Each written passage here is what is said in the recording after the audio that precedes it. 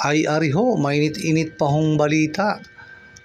Ginulat ho ni Governor Dodo Mandanas ho ang lahat ng mga Batanggenyo at ang iba pong mga taong nakakilala sa kanya, lalong-lalo na po sa larangan ng politika, dahil sa pangalawang pagkakataon po ay naganap po ang ikalawang kasal niya kay Attorney Angelica Chua po ng Ibaan, Batangas. Si Attorney Angelica Chua po ay anak ng isang doktor at judge ng Ibaan, Batangas. So naganap po ang kasalan po noong Mayo 8 sa Minor Basilica and Parish po sa Batangas City.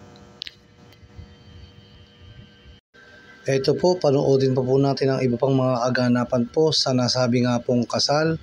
At makikita nyo rin dito si Ferdinand Bongbong Marcos na umaten, si Ramon Ang, at iba pang mga kilalang politiko po sa Batangas. Ayan po yung naganap doon sa simbahan po ng Minor Basilica and Parish po sa Batangas City. So talagang dito mo makikita na napakaganda ng pagdaraos ng kanilang kasal na ginanap nga po noong Mayo 8, 2024 po. Ayan po ang mga kaganapang nangyari sa kasal po ni Governor Dodo Mandanas.